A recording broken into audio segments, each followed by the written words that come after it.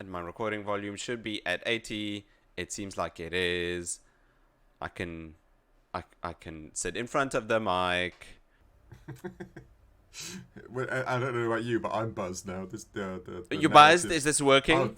Oh, it's working for me. The narrative to-do lists with a slight musical side. I'm enjoying it. Right. Just run around the house, singing about your chores. I just love the idea that you're doing the podcast with basically two tense things just staring at you, the monitor and your laptop, just at any moment. At any moment, one of them could change everything. Yes, and then I'll just belt out a musical. Yeah, exactly. Rent or whatever the musicals exist. I don't know musicals. Here we go. Tick tick boom. Yeah, exactly. Mamma Mia. I don't know any more musicals. That was more than I could do. La La Land. Those are all. That's true. Those are all movies, not real. Into musicals. the Woods. Yeah, exactly. There we go. I've got one more. West Side Story. West Side Story. Classic. Yeah. And now the podcast. if anyone did want to know a list of musicals that exist, there you go. That's our list.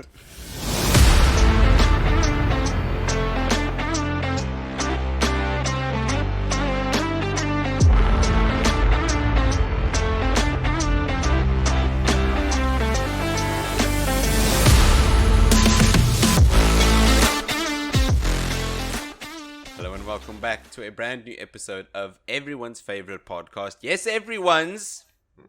The Critical Arcade Podcast. I'm your co-host, Nick. And I'm Dave. Hello, Dave. Hey, Nick, you well? Yes. But. About to say. It's not a big but. Although that would be a good thing. Because you like big butts and you cannot lie. Yes, and I cannot lie. All my other brothers can't deny. No, you can't say that without just ending that entire phrase. There are so many things I can't do without singing a song at the end of it. It's very true. Yeah. There's this what? I literally did it the other day, and I can't remember what. But everybody does that. Whenever you accidentally say a sentence that's from a song, you have to finish the song before. Yes. Even if you're having an argument or if you're having a serious conversation, if you don't finish that song, you're insane. Right. Yeah. No, I totally get it. Or when somebody describes something or uses an adjective and it's a rank in the military.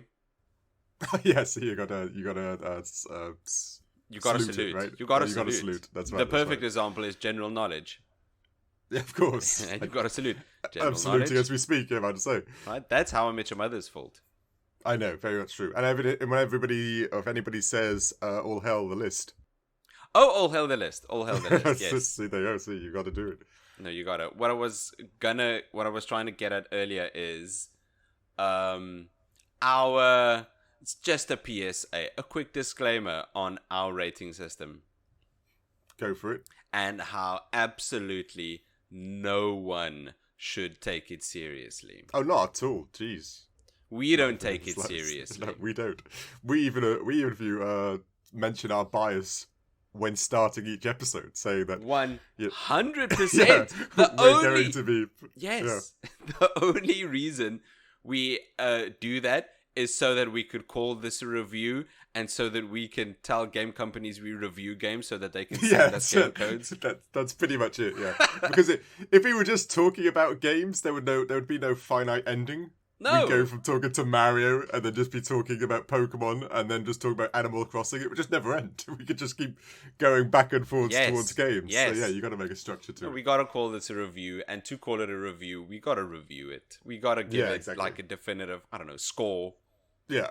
But like I said, we've got no background in the industry. We have no background designing or coding. No, you're a music man, so at least that's something. And and you're an English man. I'm an English man. That's it. That's literally our pedigree in regards to reviewing the games. So that really is. You can't take us seriously in the slightest. That's not going to stop us, though. Oh no, our opinions are amazing. You should all listen to them.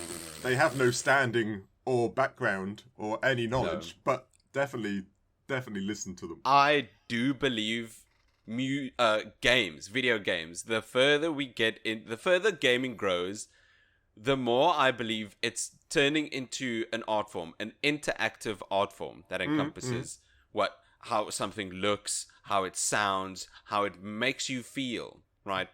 No, entirely. Maybe not Pac-Man or Pong, no, but nowadays, games like what we're reviewing today, Dragon Quest XI, The Last of Us. Yeah, very much so, yeah. A lot of indie games, too. Yeah, no, entirely. I was just reading an article the other day where Alzheimer's research was being... is getting better due to a computer game they get the elderly to play. Whoa, really? As a computer game, they make the elderly play each day, which is the same scenario, but a different room and lighting and setting. But they do the same tasks in the game, and it's recovering some parts of their brain that was dying. Whoa! So, like I said, art form. It's even gaming and the visual effects and side of things is actually turning into a medicine to some degree too, which is. Yeah, gaming is evolving big. It big really strides is. All the time. It's crazy. Turning into much more than just playing a game, Dad. Yes. Yeah, exactly. Yeah, it's Dad. I am going to make money with computer games. I don't need an education. No, just get watch. an education. You do need an education. Do it. Don't pirate games. Stay in school. Don't do drugs. What I was trying to get at. Sorry. Is. What was it? Oh, right. Because it's turning into such, I believe, an art form, I don't think you should look at these things with an objective eye. Look at them with a subjective eye. Be biased, right? Like what you like. Don't like what you don't like. It's art. More so now than before. Oh, yeah, entirely. I agree entirely. And, so if we give a game a high score... just because it's Lord of the Rings but Lego, then so what? Yeah, that's exactly right. And don't be scared to dislike something. I always find that weird. Yeah. It's like everybody liking FIFA or something like that. And just because everybody else does, you've got to. And maybe Call of Duty. Yeah, that too. Or being scared to like something that a lot of people don't like. Like Fortnite. I like Fortnite. I've tried Fortnite. I'll give Fortnite one thing. I thought Fortnite, I think originally, especially when it first came out, I thought Fortnite was for kids. Like, it's just for 12 to 15-year-olds. Yeah. It's not my type of thing. Yeah. But now I've played it a bit and watched other people play it. That's actually quite, there's some depth to that game. There is. There's some strategy, some depth. There's good times.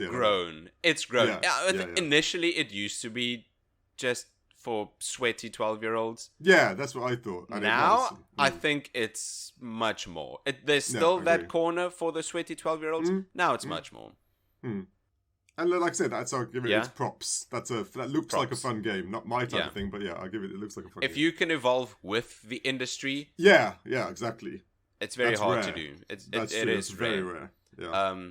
But this entire spiel is just me saying... Don't take reviews seriously. We don't. No. Just enjoy the games you like, and be subjective. It doesn't have to be a numbers game. You can like what you like. Exactly right. That's a nice segue in today's game. Yes. One of my most favorite games and series of games ever, pretty much. Which is high praise. This is some of my childhood. I'm sure a lot of people's childhood. And each time any new game comes out, it just makes you smile like a little sweaty 12-year-old that we used to be. It's Dragon Quest XI. Yes. Not. Give us the full name. Nah, the thing is, I so suck at the full names. I only do. If you asked me all the game, I played all the Dragon Quests, and that's 1, 2, 3, 4, 5. Almost all of them. Not the builder. And I couldn't tell you any of their full names. I could just tell you I played them. Because I can give you all of them. Here we go. Sorry, Dragon Quest 1. Dragon Quest 2. Dragon Quest 3. Hell yeah. Yep. Yeah, but I don't do the something of the elusive age. And there we go. There's one of them's something of the heavenly bride, and one of them's journey of the cursed king, I think. I don't do that. Just Dragon Quest and a number. Like Final Fantasy does. That's fine. I don't care. Like I said, it's not surprising. I don't do names. This is something of the elusive age, right? It is Echoes of the Elusive Age. Echoes and of the Elusive Age. It's what is it like the 4th or 5th version of the game? Echoes of the Elusive Age S Definitive Edition. Yeah, you know how everybody likes to reamp and Well, this one just got redone for 4K TVs, added a little bit more plot devices in the character story. Yeah, and of course, the amazing part is adding the orchestral music to it. Because originally it didn't have an orchestral soundtrack. No, that can't be real. Yeah, it's true. Really? The original, later on, I'll mention it again, but the orchestral soundtrack was never in there. What? It was the same music, but not the same grandeur. No, I get it. It's such a big part. Me being audio man, I very quickly realized, wow, this is a real orchestra. This is really well done. Yeah, it's a shame. And it wasn't part of the original experience? No, you should listen. The original experience, people actually somewhat complained about the MIDI type sound used for the music and stuff like that. It's probably one of the main reasons they decided to up their game with the re-release, I suppose you call it. I guess it makes sense. When this game starts, seconds in, it doesn't hesitate to tell you, this is the Tokyo Metropolitan Symphony Orchestra. Hey, this is the Tokyo Metropolitan Symphony Orchestra. It's true. It's very true. And of course, it's got the ability to change it into 2D, like the old school Dragon Warriors thing. Which is Did you do cool. that? Did you do that? Me too. Yeah. Wow. That was remarkable. I loved it. That was very cool. More games need to do that. Yeah, the Game Boy vibes just randomly out of nowhere. Goodness, Game Boy, and SNES. Yeah, that was cool. It really was. Cool. But I was back very in the surprised. Day, when it was released in Japan, it was actually released on the 3DS first. Mm-hmm. And it actually had, the top screen would play the 3D like we have, and the bottom screen actually had that 2DS look on it. So when you were walking around the map, it was 2D on the bottom screen and 3D at the top, which was very cool. You know, being Nintendo, of course, being massive in Japan. So it was actually released in 3DS first in Japan. And then So this was developed by Square Enix and also published by Square Enix? Yes, this is one of their big IPs, but yeah. Yes. Like I said, I was going to write down, and what else did Square Enix make? But they've made pretty much everything. The list is so long. If you listen to this podcast, you know Square Enix. You have played a Square Enix game. Yes, you have. Don't even lie. Don't lie to my face. You know. You probably even played one without even knowing it's one of theirs. Like Guardians of the Galaxy. That was a Square Enix game. You're so filthy. You're probably playing a Square Enix game right now. You animal. Exactly right. Yeah, you know who we're talking to. It's you, Jeffrey. if there's a Jeffrey listening to this right now, he's shitting his pants. I hope so. And playing a Square Enix game, no doubt. Imagine, Jeffrey. It could happen. It could. You're right. We're getting off topic. This game, it's an understatement to say, are you ready? This game is big in Japan. Yeah, no, I can't. I say that so often, and I always have to stop to giggle at it. People now actually start rolling their eyes at me because I have to say, well, yeah, this game's big in Japan. Big in Japan tonight. Right? No, I get it. It's always, I just love that. No, it is. Yeah, but it is big in Japan. There's a Dragon Quest theme park thing. Yeah, this is big is just not the right word. It's massive in Japan. They have days off work to play the latest Dragon Quest game. Every time you say that, I am just shocked. I'm astonished. Yeah, it's crazy. It's literally the water cooler conversation is Dragon Quest for 3 or 4 months in your office, in your schools, on the news. Oh man! All the vending machines are Dragon Quest themes and clothes and kimonos, all of it. That sounds cool. That does sound cool.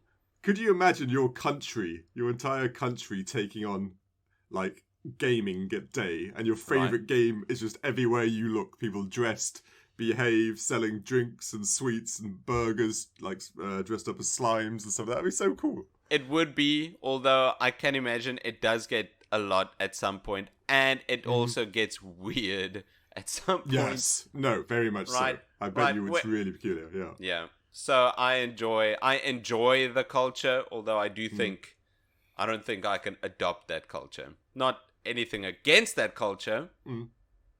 It's a bit wacky. It is a bit wacky. They're very wacky people. All the time. Oh yeah, pretty much all the time. Anyway. Should we jump into narrative then? Let's do it. Narrative for Dragon Quest XI is, for such a big game, it's so extremely simple. Simple. That's the word I'd like to use. Simple. Interesting. Why do you say that? Because... It's... Okay, right. Go on. It's black and white, right? Good and evil. Oh, yes. You are the luminary, the goodest of good beings that's going to save the world from impending evil. Mm-hmm. That is the setup. Yes, no doubt. That's the same setup as like every Dragon Quest or any original Final Fantasy game. That's exactly what I'm saying. Clear cut, good versus evil. It's simple. Yeah. Not just the narrative, but the visuals are simple. All of it. The gameplay. Okay, not the gameplay and not the audio either. I just really appreciate how much they can do with such a simple concept. Because the end of the game, I didn't get super far, but I know the bulk of the game is you need to collect 7 orbs. That's right, 7 orbs, yeah. Yes, you collect 7 orbs, and they are in different elements. There's a fire orb. Yeah, and a classic, and a forest orb. Right? Yeah. It's simple. It's been done 1,000 times. Yeah. But like I said, in this case, it's not a bad thing. Can I blow your mind a bit? Yes. Can I blow it? So I'm not going to spoilers everyone, but yeah, you collect all these orb things. Yes. And you go back. You got all your party, and you go to Yggdrasil. Yes. Yggdrasil or Yggdrasil? Yggdrasil. Yggdrasil, and then you lose. What? Yep, you lose. He wins. Yggdrasil falls. Sorry, ladies and gents, spoilers. What? And your whole party is split up, and the world goes into darkness. Yep, that's about halfway through. What? One of your party members dies, and you've got to. You go through a whole bit where you lost, and you were supposed to be the luminary, so you go through a big depression bit. And then you find out that you could potentially win again, and then you've got to find all your members again, who've all their stories have all changed. Each member has their own. Eric has his own thing. You all go find you solve their side stories, and then you come back. What on the Eric, Serena? What's it? Is it Victoria? I thought it was. Veronica. It's Veronica. Okay, Veronica, Serena, Eric. All of those. Sylvando, Jade, my favorite. Yeah, Jade, Rab, and Hendrik. You have to go find them all again. Hendrik, he's for example, after everything happens, he turns into the hero. Everybody thinks he's the hero because he's never stopped fighting. Rab, for example, the old fella. He goes back to martial arts training and gets so deep into meditation he can't get out, so you've got to save him. Silvado has an issue with his father that he needs to fix because he went out to join the circus instead of staying to be a knight. And then you've got to go help fix his relationship with his father before he'll help you again. Because his father's old-fashioned and Silvando came out the closet. Yeah, exactly. But no, and then everything goes, I'm not going to spoil it, everything goes wrong, and then there's about 6 or 7 time-travelling elements you dive into. The orb collecting part is about, I'd say about 20 to 30% of the game. Maybe. Wow. Maybe a bit more. Yeah. This is Digimon 3 all over again. You know, right. And there are 2 bad guys. Once you defeat the first bad guy, you realise an older, worse bad guy has now been released due to your actions playing with the timeline. A week is not long enough. No, it's a week per episode? That's not long enough. It's crazy. How are we supposed to review? No, okay, you know what? God. No. We can't review Dragon Quest XI in a week, but we're being forced to. Yeah. Good thing, ladies and gents, Dave here has played Dragon Quest XI for approximately 2,000 hours. I've played Dragon Quest XI for 4 hours. Yeah, you got, like you said, did you say that you were playing it for 2 and then the title card dropped in? Yes! Dragon then the title card, I got... Ah! Sorry for shouting, everyone. Well, yeah, it is. It's always fascinating because you've never played a Dragon Quest game. No, this is the first Dragon Quest game I've played. It's a good one. I liked it a lot. Yeah, but it's always cool to get that view. No, the stories are massive. How many hours did you put in this game? Oh, I'd somebody say easily over... I'm not 80 to 100, I'd say. Because I platinumed it. Yeah. And like the story, and of course you've got each story for each character that you have to do as well. Yes, Eric has to save his sister, but Eric also gets amnesia. So then you've got to help him regain his memories, and then he realizes he's lost his memories for 5 years, and his sister is still just sitting there. So now he feels guilt because it's been 5 years, and there's some emotional stuff going on in the game. Oh man, the story's actually pretty. It's got that lovely, and I think it's what most people like about Dragon Quest games. It's covered in cartoony, lovely playfulness type games, and then the story can be really in depth and rich and scary and adult, but you're still just whacking these smiley little slimes and like friendly little bats that are floating around. Yes, it's that combination of wacky but dramatic at the same time. It's somehow threads the line between whimsical. Yeah, it really There's just so much whimsy, and on the other end, so much dread. Yeah, Come on. Really does. It is a crazy balance. At the start of the game, the starting area, right? It's your town of Cobblestone, and then you go to Heliodor, and then at the end you need to fetch the red orb in Kingsbarrow. That's right, yeah. That's the first dungeon. That's the first big dungeon. Yeah. The bosses of Kingsbarrow are the Grim Griffins, which I had. That's right. Anyway. And... Whoa, what was I going to say? Oh, right. When you enter the Kingsbarrow, there's just... It's a lot of whimsy. This game...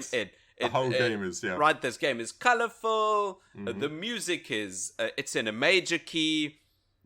And... all the enemies are looking funny. Yeah, and then you get inside and it's dark and it's lit by torches and it's filled with corpses. That's right. It's filled with corpses. You look at one and Hero even says, it doesn't respond.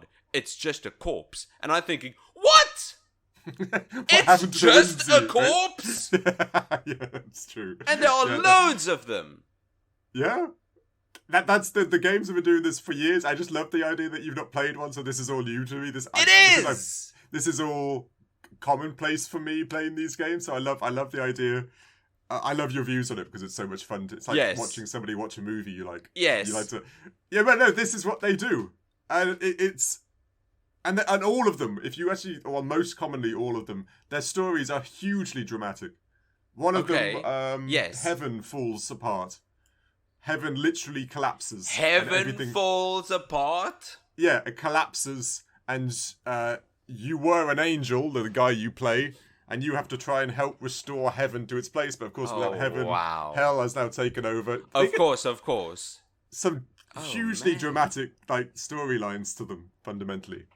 I would love to spend 80 to 100 hours just being engrossed in this entire narrative. Ooh, and a nice little thing. Learning all of these characters. Oh, yeah?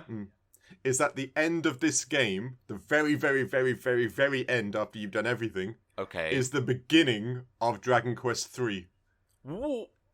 So, all the stuff you do now, I didn't know this myself, all the stuff you do now starts the beginning of Dragon Quest 3, and Dragon Quest 3 was released years ago. Yeah, what was that? That was...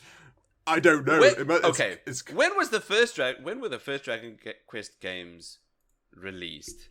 Dragon Quest timeline. Well done for not doing the Japanese accent. Dragon Quest. Dragon Quest. It's funny because by saying Dragon Quest 2, you're actually describing the second game. That's true, yeah, that's very true. Okay, Dragon Quest 1. It's got to be old. Yeah, 1989. Yeah, it makes sense. Because I remember... Does this predate Final Fantasy? Ooh, no. I know Dragon Quest 1, I think, came out just after Final Fantasy 1 or 2. Okay. Right.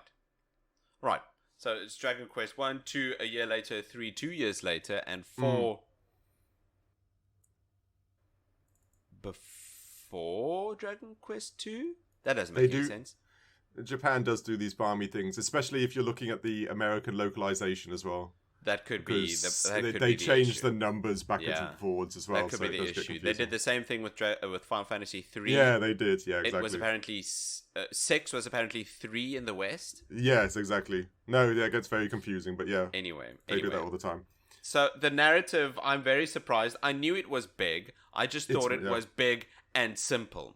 Oh no, that's again, that is the charm, because when you're playing it, you think it is just collecting the Dragon Balls or just collecting the balls, and then you'll get a big sword, and then you'll fight the big bad guy, and it'll be dramatic, and you'll save the world because you're the luminary, and then everybody will love you, right? That's the standard affair in most things. But no, they always like to switch it up. They really do. Anyone listening to this who's also played Dragon Quest XI to completion, I apologize. But I knew you weren't going to get... I don't mean as a dig, because you only had a week, that you weren't going to get far enough, because there was no chance you were going to get far enough. You can't play a game like this in a week. I've got 2 other jobs, and I've got 2 kids. There's no way. I'm surprised they even got 4 hours into this game. I better say, and you got to, ladies and gents, you got to realise that this game isn't fully voiced, but there is a lot of writing. Oh man, there is a lot of reading. There is a lot of... Is that part of narrative? Can we talk about that? No, okay. Let's go. Anything else narrative? Should we jump into visuals then? not yet. I think I haven't even looked at my notes. Yes, the narrative. Well, it doesn't make any sense now. My first point is it's incredibly simple. Yeah, I'm about to say I kind of blew that one out the water. Yeah, but Battleship. One thing I did write down for narrative, and I can stand by, is it's such an old school concept. It's such an old school type of game, but I think that's the point, right? Yes, entirely. Yes. It's one of the not drawbacks. What's the opposite of a drawback? Draw front. I'm gonna go with draw front. You can't say otherwise. It's one of the biggest draw fronts of this game. Draw front. Sorry, I'm just seeing a chest of drawers in my head now. But yeah, it is one of the attractions or the attractions, the draw fronts of this game. Thank you. And I agree. It's. And I think that's the point. I think that's why a ton of people still play and enjoy these Dragon Quest games, right? No, I agree. It's even the nostalgia. It's the escapism. Yeah, again, just playing the hero against darkness and it being less The Last of Us emotional, dark driven, pushing through all the grunge type winning, and more. I am the hero, and I will save all the damsels and save all the countries and stuff like that. It is a lot more, like that. And I look like everything else Akira Toriyama's made. Yeah, that's very true. With my nice straight hair and big eyes. Speaking of, I'm going to use that as the excellent segue to go into visuals. This game is Akira Toriyama all over it. Yeah. It's plastered across this game. And I love it for that reason, because I'm a lot of people do. I love it. I love every aspect of that. What's that game he's making now? Sandland. Yeah, with the little demon with the tank. Have you... That's incredible. Have you seen more of that game? Not much. Have they shown more? I've only seen the trailers, and I know it was a manga originally. That didn't get too much printing, to my knowledge. It was a manga? Yeah, it was. So, it had was it his manga? Yes. He's always had the story in his head. The manga did okay and not great, so he wasn't able to develop the story. And now they seem to have just pulled the trigger and say, let's make it a game. So, I mean, anything with Akira Toriyama stamp is gonna sell. Toriyama, he found it hard to draw tanks. And so that took a lot of the enthusiasm out of it for him. Because he said everything he was doing, but drawing tanks was hard for him to do. So it turned into too much of a chore, and that was one of the reasons the manga didn't continue that much, because he just didn't like drawing tanks, which is an intriguing reason. Yeah, it's a weird reason, but yeah, that's what it is. So you were saying with him all over this, and with the visuals being what they are, simple, just likable, saturated and colorful. There's almost no other game as big as this with this very specific style. No, not to this scale. Yeah, you're right. No. There isn't, at least at the moment. And you said this was first released on the 3DS? In Japan, yes. It wasn't. I don't think it was released on the 3DS in the West.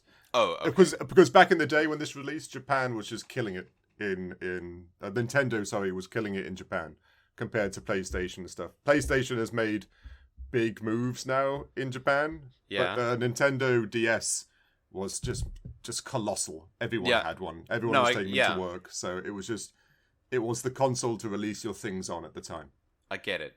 If Japan was your target market. Yeah, exactly right. No, and it sold millions sense. The first few weeks for the 3DS. Yeah, But there's a thing about these games that in every single game visually, did you ever try... you must have learned Zoom, right? Zoom? Yeah, the ability to escape, to teleport, to fast travel. Yes, yeah. Right? Did you... To escape out of a dungeon. Yes, exactly. That's called evac. I know, that's evac, but there's also Zoom, sorry. Okay, evac I did not get Zoom. Because there's a well-known animation in pretty much all the games, right? If you're in a dungeon and you want to fast travel back to, say, Cobblestone, but you use Zoom makes you fly up like Superman or something, and in theory you fly to it. But if you're in a dungeon and you forget, you'll fly up and smack your head in the ceiling and then just fall back down again. which is such a goofy and silly animation, but it's in a lot of the games. That's awesome. It's so nostalgic to forget that you can't zoom from a cave, and you just go zoom. Oh, I like that. Do you take damage? No, you don't. But it's a very comical scene because you just think to yourself, "Damn it, I forgot that I should be using evac incredible. and then zoom." Yeah. And then okay. Oh no, I wish I had love those things. I love those things. There was one thing. I've been playing the game. I haven't played it since it came out. I platinumed it basic when it came out, and I've got a weird visual aspect that bugged me. Is the Luminary's jump? It has virtually no momentum to it. What do you mean? You know, I've been playing Trials of Exile recently. Trials of Arise. No. Arise, sorry. Yes, you're right. Sorry, I don't know why I've got Exile in hand. Yes. And when you know what, if you're running forwards and you jump, and then you in real life you take a step forwards because of the momentum of your jump. Yes, you need some. You need to actually use your legs to jump. Yeah, the inertia of the action. Yes. Now, doing it with the Luminary or in Dragon Quest alone, he just jumps so vertically upwards. It just weirdly bugged me because he doesn't have any actual momentum to his jump. I get it. It's very stiff. His character model just goes up. Yeah, it really is annoying. It just goes up. Lifts his knees in the air because he jumped. Yeah, that it's a weird problem, and it's because I've probably been spoiled recently. That really bugged me during the whole animation sequence. I didn't notice. The jumping. It's hard because I'm sure everyone's noticed this before, but when you press the jump button, your character model needs to jump, so the developers get a frame or two. Yeah, it's very true. Yeah, to animate jumping, and I guess some of them just don't. Well, like I said, it could yet again be because it was originally on 3DS and then they just ported it over to the PlayStation. But yeah, it's just again, it's just one of my just playing it again. I found that quite annoying, but that's just me. I loved everything. I love everything else about the style. I loved everything about the brightness and the wackiness of all the characters. You know, the cats that stand on their front feet with their wacky tongues out.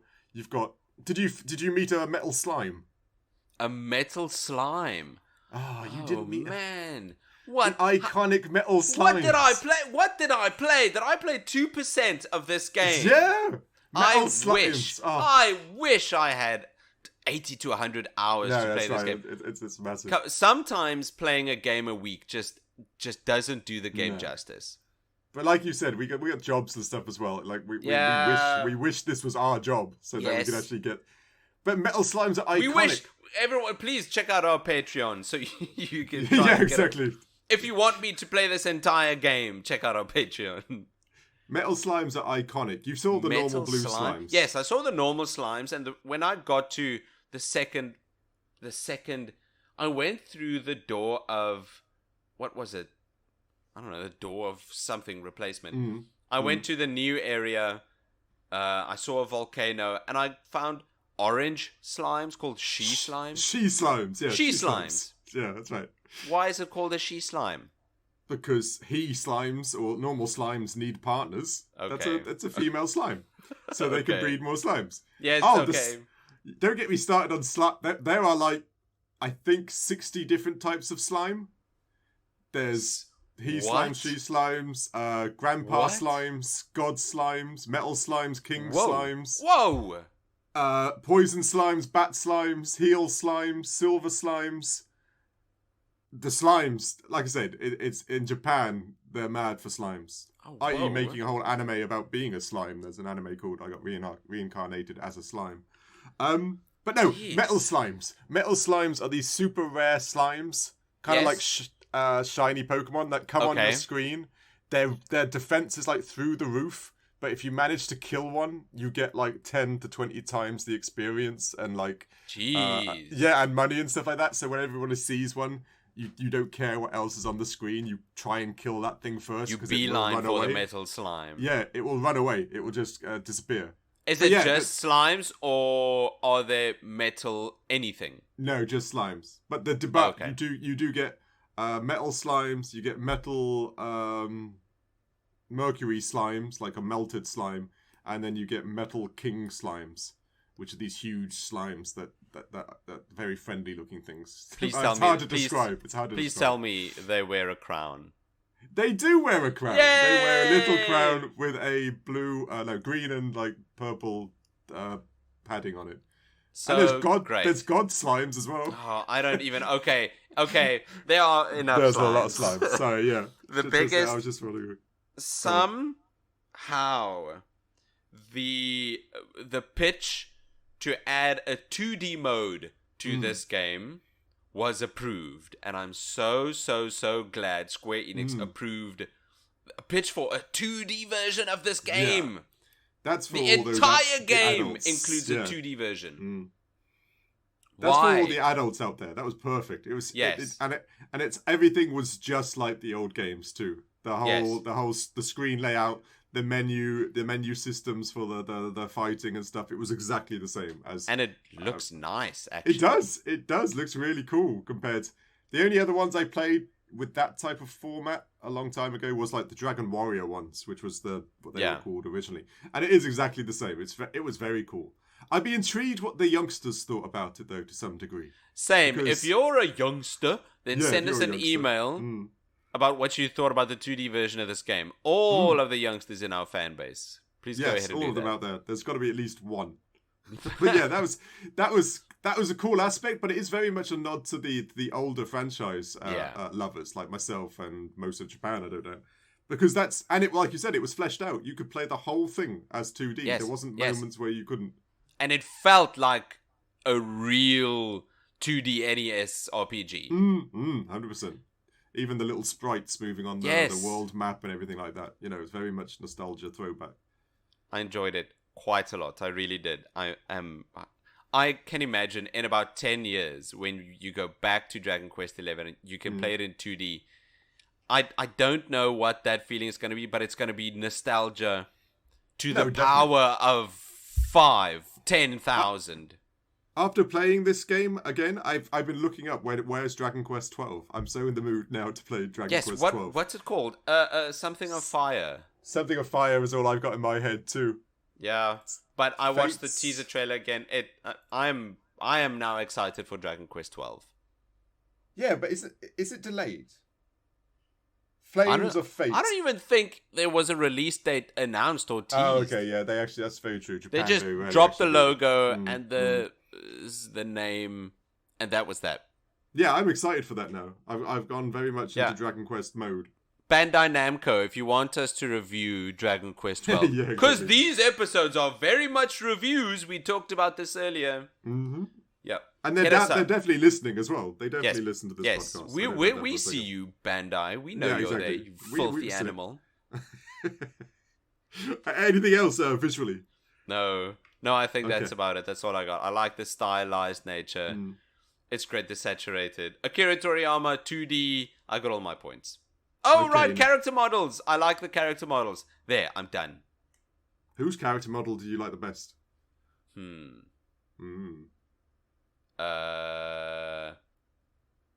What's her name again? Veronica. Veronica.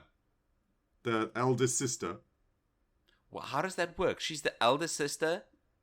Oh, the taller sister then, sorry, is probably the better way of saying it. Okay, never mind. There's Veronica. I'm lying, by the way. It's Sylvando. Sylvando, you like of his course. flair, the cut of his jib. Everything. He's the one who doesn't change pretty much when the tree falls. Yeah, because he's perfect. Yeah, he starts a troupe of entertainers to try and make the world smile again, and he's dressed as a flamingo. Yes, throughout the whole time. Perfect. He knows what's up. There's no doubt. That's one. By the way, did you meet the sisters yet? I can't remember. I met the one sister with the red cap. The small one, the little girl. The small one who is the eldest. Who is apparently a little girl. But I think I don't know. I was gonna say I put 2 and 2 together, but I don't know. This game is taking me for a ride. In the intro video, there's a woman with the same outfit looking at a woman in a green outfit, and I think those two are the sisters. But something happened to Veronica to make her a little girl. Yes, she was cursed. That's correct, yes. Okay, so she's actually a grown woman made to look like a little girl. Correct. There's nothing more Japanese than that. Yeah, very Japanese. There's nothing more... No, there's... I'm going to calm down because my voice is breaking. Okay, sure. Okay, audio man. Let's go to audio. There's nothing I can say to give justice to the audio of this game. Even the voice acting, it's just so well done. I listened to the soundtrack for this game, and I had to stop every now and then. Yeah, I had to stop because it's just too much. It's too good. This isn't you. If you just play this to anyone else proficient in the musical space, they wouldn't believe you if you tell them this is from a video game. Mm-hmm. I was blown away. I played the first one. Yeah. And then I put this on, I got my TV, I sit down. And then just playing like the first tutorial bit, the cobblestone climbing the mountain. Yes, cobblestone tour. I'm like, whoa, the music is up there. It really is. The music was so much more interesting than actually climbing the mountain and taking on the bird. I was like, did it ever? Oh, I'll use a young person term. Did it ever slap this hard before? I was like, what? The music was insane. I could not get over how insanely grand and the scale of it was massive. 100%, like, everywhere I went, it was mental. I could not get over it. The composer for this Dragon Quest XI game is Koichi Sugiyama. Yeah. Japanese composer. He also composed Dragon Quest 4, 2, and 9. He obviously had some holidays in between. I'm blown away. It really is. I was taught in a classical music institution, and I can tell you that the music for this game, if you just listen to the music, it's almost indistinguishable from some of these classical masterpieces. Mm-hmm. The craft, the mastercraft that went into the compositions for this game is, I'm not surprised if this man Koichi Sugiyama was recognized by some really high up classical music institutions in Japan. Yeah, in no, I Japan. think I recognized the name when you said it. Yeah. And if I recognized the composer of music, because it's not really my thing, of course. Yeah. He's got to be pretty prolific. Yes. Because, you know, I know Hans. Was it Hans? Hans Zimmer. It's Hans Zimmer, and we all know John Williams. You know, I know those because they're prolific. And so Howard Shaw. Yes. And so if I know a Japanese name for Yeah. the same reason, he's got Yeah, to yeah. be pretty up there in the whole yeah. esteem yeah. things. And it almost added a Lord of the Rings vibe to playing a Dragon Quest game. Yeah, everything was so like, whoa. It really this is. The word you're important. looking for is the original meaning for epic. This really made exactly. it sound exactly. like an epic. An epic. I couldn't get over it. I generally me neither. almost wanted to put the PlayStation 4 version in, set up my PlayStation 4, put it on, and like play it like next to each other, so I could see the difference, because it was never this grand. I would have never, like, it's only 3-4 years old. Yeah. I would have remembered if the music was so off the chain. So this was insane. Do you think from the complaints that people had about the shitty MIDI version, Yeah, the MIDI version, yeah. That Square Enix just said, all right, okay, well, just you wait, right? Yeah. And they just, it's like, smashed it. It's like somebody asking you to punch them, and then you just crash a car into their face. Yeah, it really is.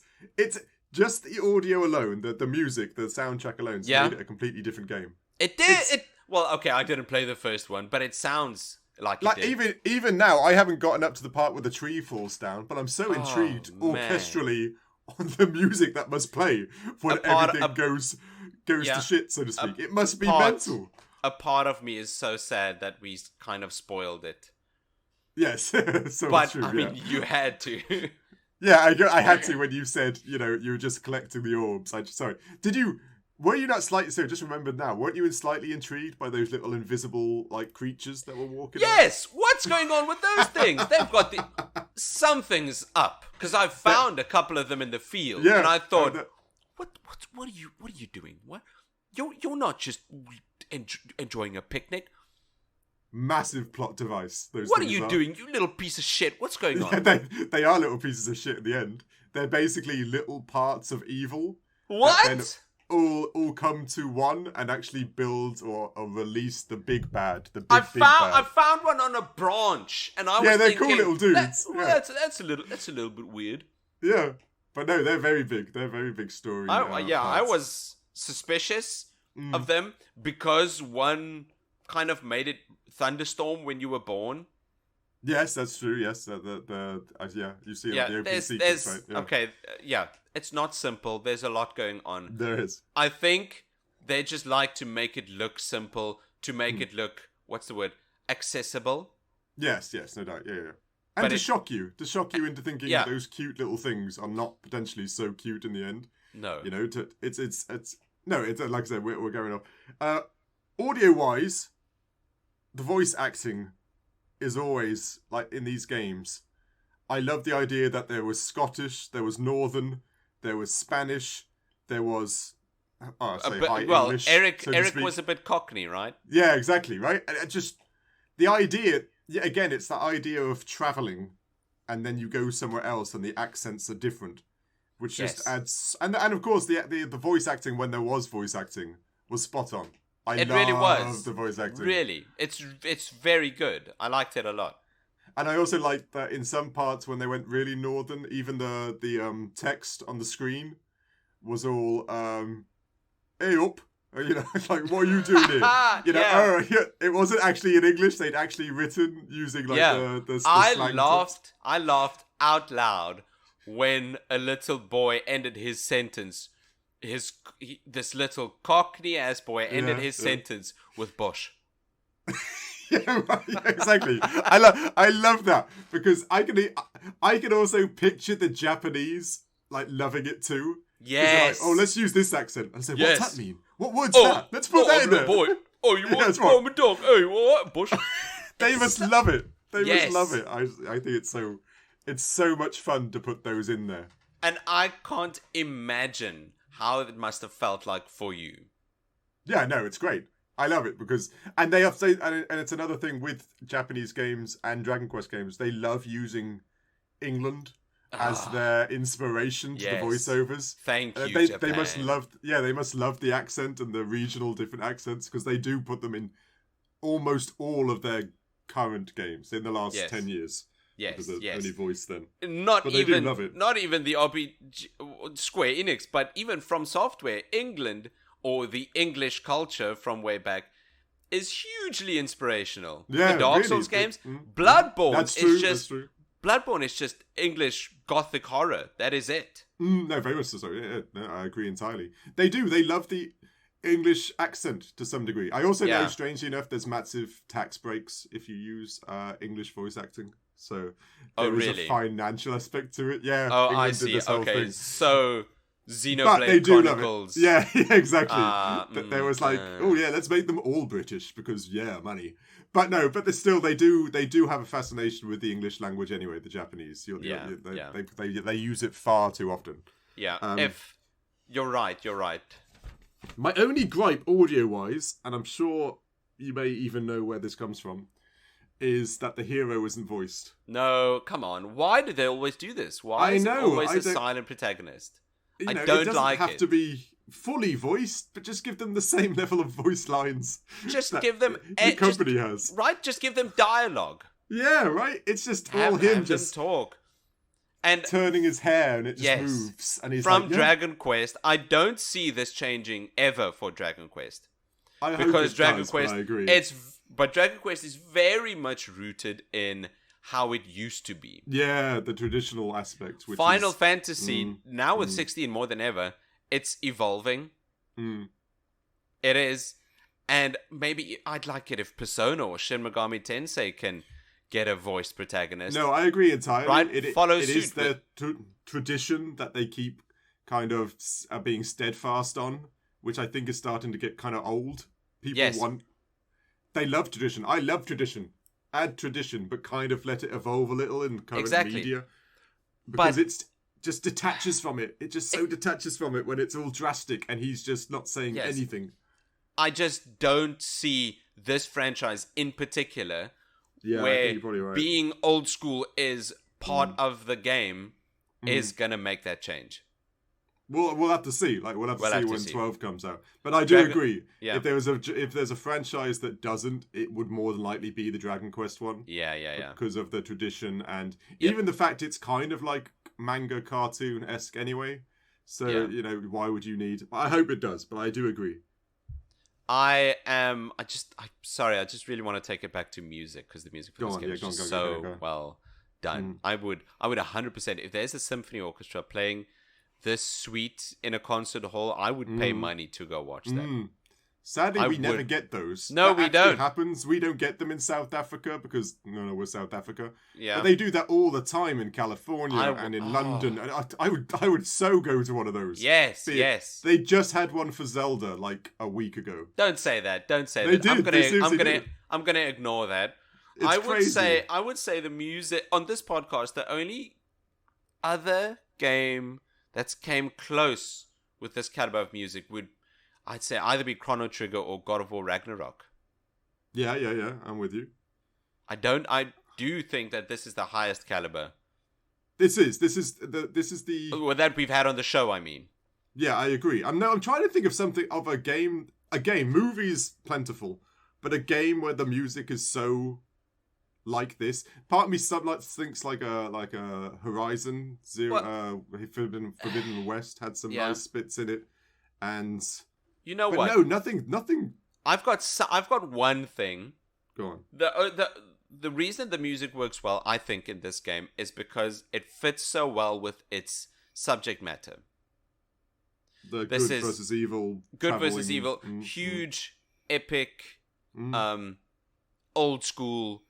And if you look at all of that, an orchestra, a symphony orchestra, as good as this one comes to mind. The only other game that I can think of that fits so well with its subject matter, the music I mean, is, have you ever played L.A. Noire? Yes, I have. I love L.A. Noire, yeah. With the music, 60s. right? 60s? Yeah, no, I'm with you. I think it's... Or was it earlier? It's earlier. I'm bad at my dates. I always It's have fine. been. I know what you mean, though. The music fits so sounds, extremely well with its subject matter. I played the music to my dad, and he didn't want to believe me when I told him this comes from a video game. Oh, yeah. Oh, simple game. But it did.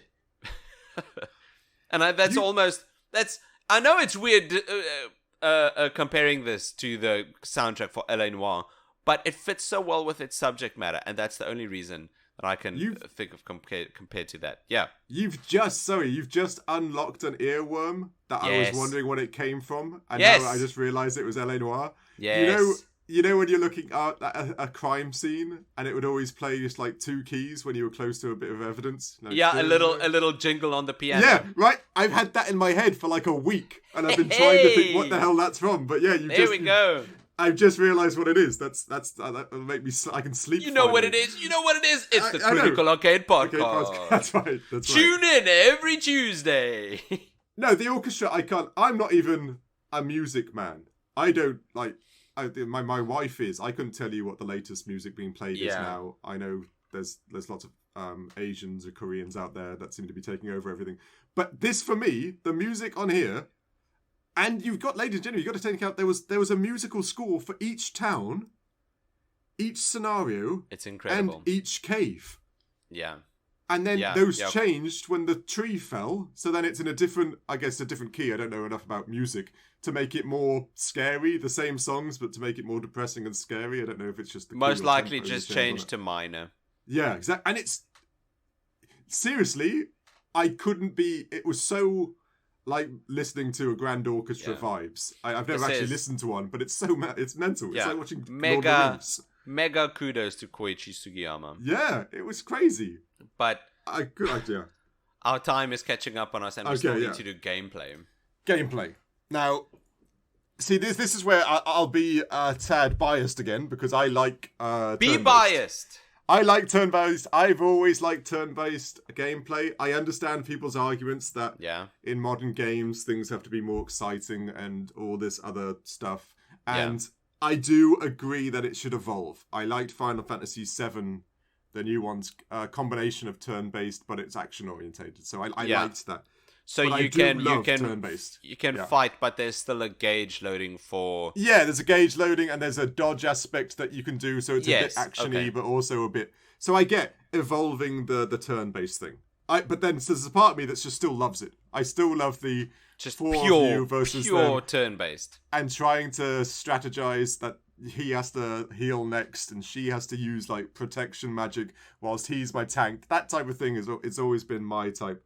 But I do get when playing this game that to do that 1,000 or 2,000 times does feel a bit boring.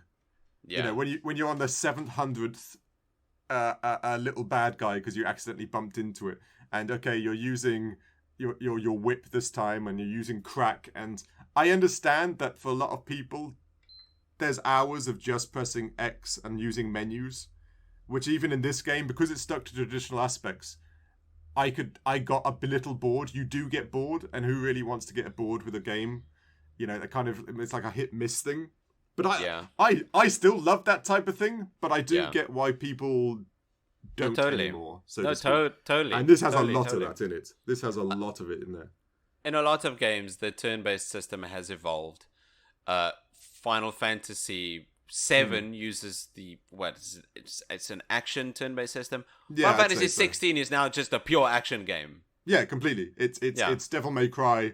It's dodge, jump, attack, combos, which makes me a little sad, but I understand that your demographics changed. You can't just aim it at the 30-something-year-olds who liked the old versions. Yeah. The Shin Megami Tensei Persona games use a system called Press Turn. Yeah, that's true. That's cool. Yeah. I like that. Where that's you a nice need to evolution. aim. You need to aim for weaknesses, and you get the turn economy turns in your favor when you aim for weaknesses. Yeah, exactly. It's got another layer of strategy to it. Yes, but this. Oh, sorry. Yeah. No, and haste. It makes the turn-based bit a bit more quicker. And, it does, and interactive as well in regards to the Persona games. Dragon Quest XI has none of that. This is pure turn-based. You can run around. It doesn't matter. It doesn't matter. If the enemy attacks you, it doesn't matter what the animation does. You are going to get attacked.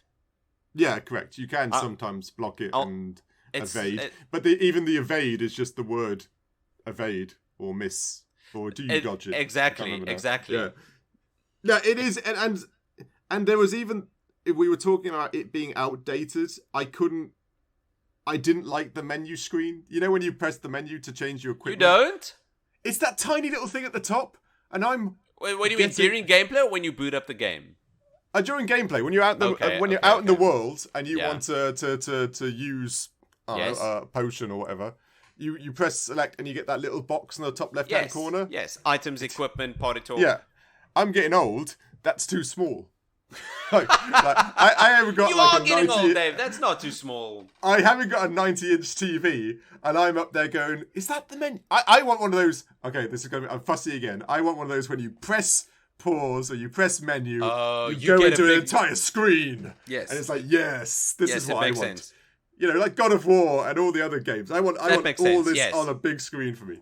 But because that little screen thing, that was also designed for the Nintendo. Because it's perfect when you're playing the Nintendo DS, because then you got a little screen and it's right in front of you. And then that little screen in the corner is perfect for you to be able to see what's going on the screen. And they ported that over. Sense. Yeah, they ported that over. Complete sense. Now that I think about it, even the forge mechanic, where you need to bash blocks on screen, that makes sense because you'd have a touchpad. Yeah, exactly. You'd have the stylus, right? You'd be doing the stylus, and then you'd actually bash the pots. Now it makes sense. Okay. I loved that mini game. I don't know about you. I got so addicted to that mini game because it's fine. It's fine. Okay, fair enough. Yeah, again, it's my fanboyism because that mini game's the only way you can unlock the super powerful weapons, and you've got to be able to hit the right spots. Anyway, that's just my fanboy stuff. Yeah, I loved that mini game, and I loved the casinos. Dragon Quest games are quite famous for adding casinos in their games. Really? I'd say nearly all of them. I can't, a bit under correction, but they love adding roulette and bingo and poker and stuff. And you have to play them to get access to some of the more powerful weapons. Of course. You actually have to gamble, which is a bit weird. It is a bit weird, but I would really prefer that above what the West is doing. You know, microtransactions and paywalls. Yeah, very true. But you know, it's a really weird thing is that gambling is not allowed in Japan. Oh, okay. So they're letting people get their fix. Yeah, it's a weird thing trying to find. You can gamble, but have you ever heard of Pachinko? Very quickly. Yes. Okay. Is that why Pachinko is so massive in Japan? Yeah, Pachinko is fundamentally their casinos. But the Pachinko places can't give you prizes. They have to go somewhere else. So you can only win on their machines, but the things they win on their machines, they can't give you. They're always in partner with a shop down the road or something else that they can give it to you. It's very strange. Yeah, so you, in the Pachinko machine, you'd win. Congratulations. You'd be winning seven floorballs. Yeah, and then you get this little card that says 7 floorballs. And then you'd go to another building down the road and exchange the 7 floorballs for a figurine or a discount at their shop. Okay. It's a very weird thing because I see. It's just gambling. It's just gambling with extra steps. Yeah, and they love doing that. So even if you go shopping, you can buy raffle tickets when you buy your food, and then when you it's like say for $10. Yeah. And you buy it, and then you peel it open, and you get a letter grading. And if you got, say, an A, S, or B, you win a big prize behind the desk. And it's normally figurines or mugs or tea sets and stuff like that. But if you get an F, you get like a hanky. And that's also massive. It's gacha everywhere, fundamentally. Yeah. It is just gacha everywhere. Japan just likes gamifying everything. They do. They really do. It's a whole bizarre gaming world. Yeah, no doubt. But anyway, that the menus kind of bugged me a little bit, and even though I love these games, so weird, yeah. Like I said, I can't remember what I graded the gameplay. The gameplay can be a bit boring because the story is fun. The story is But great. You're right. to get to the story, there is a grind gameplay. That's my wise, issue. That is my issue. I don't like doing that. I know you are happy to make that trade.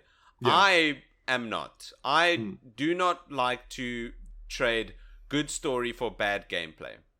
Yeah. Okay. Yes. That's the way to describe. I would rather. I'm happy to go the other way around. Bad or mediocre story for good gameplay. I'd be happy to do that. This is where we're the other way around. That's not me at all. If the story is boring, I'll drop the game. But of course, that's why this conversation is always fun. You know, like I said, I'm all narrative, and gameplay can be boring, and the gameplay in this is a bit boring. There's no doubt. The story is. That's no. If somebody says they don't like turn-based gameplay because turn-based gameplay is boring, this is the turn-based gameplay they're talking about. Oh, very much so. That's very true. There is tons of it. You need to like turn-based gameplay. Oh, and we're actually playing the newer versions, where it wasn't randomized encounters. What? Remember, other Dragon Quests, be it I think like 6 and before, it was all randomized like Final Fantasy. Yes, or Pokemon in grass. Yeah, so it was forced encounters. At least in this one, you can actually run around the monsters to some degree. So you'd have hated. You would have hated the original ones because every single one was forced. Yeah. I keep thinking what I would prefer because I don't know. I think I prefer the ones you can see, but it's a double-edged sword because then when you get to a forced encounter like a boss, an octopus on the side of a ship, or 2 Grim Griffins, and you are 10 levels under-leveled. Yeah, that's true. Yeah, that's very true. What then? What then? Yeah, you've got to go back and grind. That's very true. And that sucks even more than forced encounters. Yeah, that's an old school type of gaming again. All the Final Fantasies had the same thing. The original grinding. Things that you'd find you're under-leveled, so you have to spend 3 hours just grinding. That's one of those weird things. And I can only level up after 20 victories or whatever. Yeah, that does need to change because it makes it work. Like, games aren't supposed to be... You're supposed to achieve things in games, but you're not supposed to do it by just pressing X and attacking this one again. And there's... I agree. If the gameplay loop... Granted, it is for a certain amount of people, and this game was wildly successful. So in no way, shape, or form is the gameplay loop bad. It's just for a very specific audience. Yes, I agree. Yeah. And... Yeah. No, it is. It is. And it is... like I said before, hopefully that does evolve because it is, of course, the gameplay is still massive in Japan. They love that type of stuff. It's nostalgia. Say it right. It's big in Japan. Yeah. And they love that type of stuff. Yes. Like I said, I'm really, like we said before, I'm really intrigued where it will go now because they are releasing. They got the Dragon Quest Builders, which was a knockoff of Mind Quest and stuff like that. Yeah, right? And they've got Dragon Quest Heroes, which was what's that genre called? I know what you mean. Yeah, there's a word for it. I just usually call it Dynasty Warriors. Yeah, Dynasty Warriors is the game I always think of as well. There's a word. I can't remember. Anyway, and now we've got Dragon Quest Monsters. Yes. And yeah, exactly right. So they're trying to adapt it to the West more now, I think, if you look at the whole concept. And that it's the Dragon Quest, is that the Monsters, the one that's still to come out? The one that was like... Yes, that's the beast taming one. That's the Pokemon Dragon Quest. Which we had Joker, Dragon Quest Joker in the past for Nintendo DS, which is the same premise. Yeah. So I think they are aiming things at the West now. So I think they might pull away from the grind that is traditional Japanese RPGs. Yeah. But we'll see. I hope so. But like I say, it's a 50-50. Yeah, I think very good natural evolution of the turn-based system is what we got in the press turn system. Yes, that's my opinion. I think that's a good evolution. And I don't know if Atlas or Sega holds a patent for the press turn system. Oh, I wouldn't know. You could be right, but I don't know. They'd be very smart if they patented the press turn system. Because that means Atlas is owned by Sega. That means Sega, and it's a lot of politics type stuff. But anyway, any other gameplay stuff you had? No. Yes! Yeah, go on. I hate the autosave feature and the saving system in general. I know it's how the older games used to do it. You save with a priest or whatever, or these statue ladies at a campfire. Mm-hmm. I know it's how it used to be done. But it sucks. And it used to be done in a number of games. It wasn't just Dragon Quest. No, I know, but other games learned. Yeah, I know, I agree. I do agree. The idea there's no quick save or checkpoint saves nowadays. Even, especially as this was re-released, it is something they could have added. Yeah. They added an orchestra. Easy. They added a 2D aspect, but they didn't add like a simple checkpoint save. Yeah, no, it's only when you say it. I only just noticed that when you brought it up, and it is pretty unforgivable. Yeah. Because you can, like one like myself who likes the narrative, I could have easily put hours and hours in this game without saving. Yes. Right? Because I'm engrossed, I want to go next, and I want to win the tournament or something like that. And Yes. then that feeling, and I'm sure a lot of older gamers know it, when you haven't saved, and your save is 2 hours behind, and then you just go, nope. I'm not doing. No. I'm not. At least this week, I'm not doing that again. No, exactly. You turn off the game and you go. Yeah, exactly right. That has happened so many times to me. Yeah, I agree. Same. I've stopped. I've uninstalled games. Whoa. It's annoyed me so much. I've uninstalled a game and said, "Nah, I'm not doing all that." Yeah. Again. Yeah. Because of my own stupidity. It is. If I probably knew, I probably should have. Saved, but you're angry and frustrated. Yeah, exactly. I'm exactly right. It's so annoying. And again, this another. I don't know if you call it performance or gameplay. The cutscenes in a lot of Japanese RPGs are so long. They're one of those. There are aspects where you're just going, I need to go to work. I need to feed the kids. I need to go wee. Go to the toilet, and there's no. I can't save. The only time I can not save even is just go save. find There's not even a pause function. I know it's a bit draconian now, I suppose would be the word. But I don't know. Love for this game to evolve where it needs to evolve. I really hope some quality of life improvements. Come on. They are little things. They are, like I said, they are very small things that could be fixed, which just they go a long way. That's exactly right. They'd go a massive way. They really would. Yeah, but I think that's it for gameplay from me. Yeah, and performance. No, it's so well built. Yeah, there's nothing wrong. No frame skips. No. Again, I literally wrote the saving things with performance. Yeah, the saving thing is almost. It's so bad, almost that it could be a performance thing. Yeah, no, it is bad. I can't. There's even bits which would be so designed for a quick checkpoint. Yeah. That isn't. There's cutscenes ending. There's bits which put you at front of a dungeon for you to step into, which could easily have been a little checkpoint bit, but just aren't.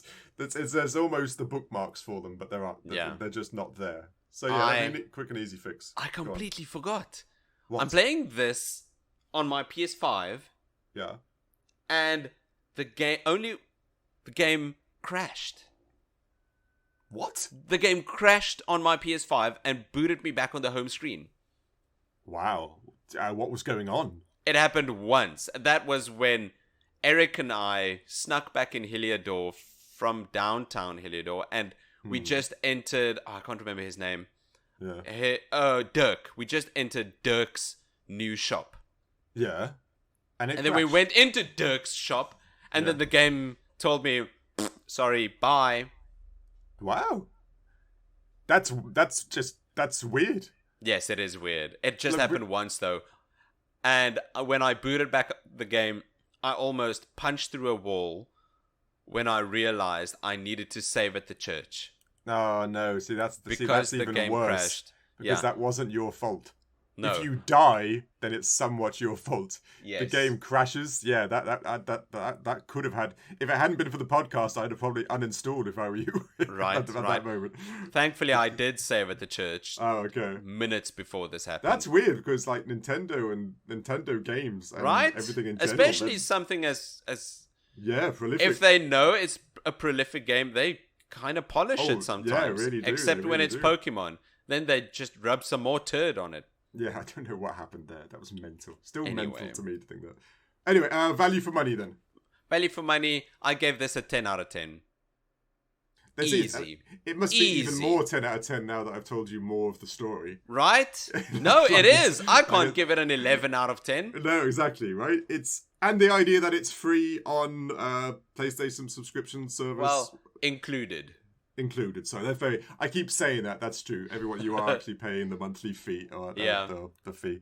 But yeah, it's on there, and it's cheap as chips everywhere because it got released in its like multitudes. You get it on the Switch, the PlayStation, PlayStation 4. You know, you see it in secondhand shops everywhere almost all the time. You know, it's a no-brainer. No, there's no complaints. This game is just, it's so chock full of game. This could easily just be 5-6 games in a trench coat. Yeah, 100%. No, it's yeah, you're right. Sorry, I'm just going to repeat what you're saying. It's got so much in it. Yeah, it's got so much story, casino, collecting mini medals, slimes. Oh, there's just so much to do in there. And then you realize that all of this can also be played in 2D. Yeah, I know that's for the older folk out there. No, but that's a lot of content. You could play this game again. Oh, it's true. In 2D, that's very true. And it's a different game. I remember your I'm not so bad at things. Nephew. Is it your sister's brother? Is that your nephew? Yes. He was playing Super Mario 3, and he was just sitting there saying he didn't get it. He doesn't know why people like this game. Because it's old and the graphics are bad and it's just hard. And every time I see any of the old games that I play, I always picture that scene of a 15-year-old trying to play it and just trying to wrap his mind round why this game was popular. Yeah, how is this fun? Who likes this? Yeah, that's right. This is a piece of pee-pee-poo-poo. Yeah, this is what I think when I switched on the 2D mode. I just thought I'd love to see their faces like, what is this? Again. Any of our fans who's a youngin', shoot us an email. Yeah, I'd love. Yeah, just it's like it's like having someone watch the movie you love. Watching younger people try to play the games you played and love. You know what? And the confusion on their face. You know, it's the perfect example. Yeah, go on. If you show someone who has never watched Star Wars, if you play them any movie and watch what they do while those words float across the screen, you know. Right. Are they gonna get into it, or are they gonna exactly right. go get the popcorn while the dumb words are floating across the screen, or check on their phone and their Instagram? Exactly. That's instantly. It. Yeah, exactly. That's how you find those types of people. But yeah, I love the 2D aspect too. But like I said, that's aimed for me. The vibes are so nostalgic on those. There's a lot of content in this game, but yeah. So yeah, it's a no-brainer. Get it, play it, play it. It shouldn't be too expensive at this point. No, I don't think so at all. It's everywhere. But yeah, Dragon Quest XI S Echoes of an Elusive Age Definitive Edition. It's wild that is the name of this game. Yeah, but they're also. I could go make a sandwich while saying this. Yeah, game. Exactly right. So what did we score it? Yeah, Dragon Quest XI Echoes of an Elusive Age Definitive Edition. Yes, Jesus. The scores for this game, we let it climb to the top of Cobblestone Tor and go meet the king at Heliodor after it learnt its destiny. Got chased down by Hendrik, but this time it was caught by a crossbow in the butt. Nice. Thrown in jail, unfortunately died, and the world got taken over by evil ghost thingies. These evil ghost thingies morphed into the later grade rating of B+. Yeah, which is an incredible score. It is. It's it's with what have we got? B+. We got Inside. We've got Fear. Subnautica. Yeah. Right? That's a lot of good games. This is another good game. I mean, if C is your average game, and B+ is just one rating away from A-, play the game. No, I agree entirely. No, this like I said, I'm biased. Of course, I agree. You should have played this game already. Be biased. Everyone should be more biased. This game is great. It's a bit of a schlep, but the story is remarkably decent for when you boot up the game and you see all the friendly colors and the happy faces and the Dragon Ball aesthetic, and you think, oh, this, but it's weirdly dark, and there is death, and there is greed, and there is lots of emotions and real life things that actually deals with, which is very 100%. Cool. Yeah, it's very cool. It is. I like it a lot. The music is fantastic. I can do without the pure turn-based system, but come on, just let me know when this orchestra is being, when this suite is being played in my country. I want to watch it. Anyway, this is great. Yeah. Thank you for listening to this week's episode of the Critical Arcade Podcast. If you'd be so kind to leave us a review, that'll help us to get in front of more ears so that people can listen to the glorious Critical Arcade Podcast. You can follow us on all our social channels, Facebook, maybe not Facebook, and Instagram. And you can catch us on email. I'm Nick at criticalarcade.com. And I'm Dave at criticalarcade.com. Besides for your email, Dave, where else can we follow you? Well, you can follow me. I am out and about in the wonderful world of this planet. Erdria. Okay, I am wandering around the beautiful, picturesque Erdria. But if you do find me and you do tap me on the shoulder, if you need to be a Dragon Quest person for this, I will find, I think it's 10 other Davids, and we will combine into a King David, which is this monstrous, smiling nutcase that will then, as is very Dragon Quest, jump on top of you and crush you to death. Yes. Do we get a lot of XP when we slay King David?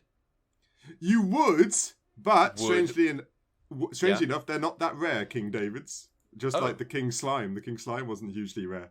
They're just intimidatingly large. And I'll crush you. I'll kill you. There's no way you're going to beat me. I'm like 400 years old. Yes, don't go up against a King David. No, you don't. Like I said, just stay away. Stay away. Follow us on Instagram and email us. That's the thing to do. There you go. That's how you follow us. But steer clear of a King David. It's not worth it. It doesn't drop any good loot either. No, not even in the slightest. I'm a bullet sponge. Yeah. You'd be there for days. You could follow us on Patreon, where we post exclusive content, a post show with just some more Critical Arcade goodness, and a brand new show called Critical Cinema, where I finally just watched some damn movies. Yeah, he's like watched nothing. It's very true. At this point, I have watched 4. And now I've watched 4 movies. So it's 4 plus nothing. That's 4 more than you did before. Wow, that's right. That was so many 4s, but listen in, because he really, it's almost shocking how little he's watched movie wise, and he hasn't had kids forever, so he literally decided not to watch movies as a teenager, which is still just bizarre to me. So listen in as we go into the world of movies with Nick. Dave, how would you tell us what have we got lined up for next week? Next week we've got a game I'm sure most people have heard. Certainly the franchise. It's huge. Yeah, I can't even remember how old the franchise is. This is 2007, so that means 16 years. Really? The original? Yes. Well, ladies and gentlemen, it's Assassin's Creed is the franchise we're talking about. Yes. And next week's game will be Assassin's Creed Valhalla, the most latest, recent, I right? think. Yeah, I'm just doing that in my head too. The Viking-y one. The Vikings, they're taking over England and all sorts of axe-wielding shenanigans. I've played tons. Right, I've played tons of Assassin's Creed. I've never played Assassin's Creed Valhalla. I've played, like I said, because they did the whole gameplay swap, I've played lots of the old stuff, and I've played Origins. Yeah. And Odyssey. Yeah. And that's the gameplay changes entirely on that, but I still like it. And I have actually played Valhalla too. So I'm happy to go back into it. But these games are big. They are huge. I'm holding out for Assassin's Creed Jade, or Project Jade, because apparently that one's going to be the one people's been waiting for since the first one. Oh, I hope so. Yeah. Assassin's Creed in feudal Japan. Yes, exactly right. That's where everybody wants it. But and there's Mirage is coming out. Is that this year? Next year? That's in a couple of months. Is that in a couple of months? Yes, Assassin's Creed Mirage. That's a couple of months. Sure. Okay, yeah, that's fun. Like I said, I'm sure we're going to be reviewing that game because someone's going to give us a review code for it. So Yeah. Knock on Hint, wood. hint. But anyway, next week we're doing Assassin's Creed Valhalla. It's quite critically acclaimed. Sorry, it's supposed to be. It's very, very good. It is quite good. I've never completed it, but it is very good. Well, check in next week to hear find our out, thoughts and true. opinions on Assassin's Creed Valhalla. We'll see you then. Cheers. Cheers.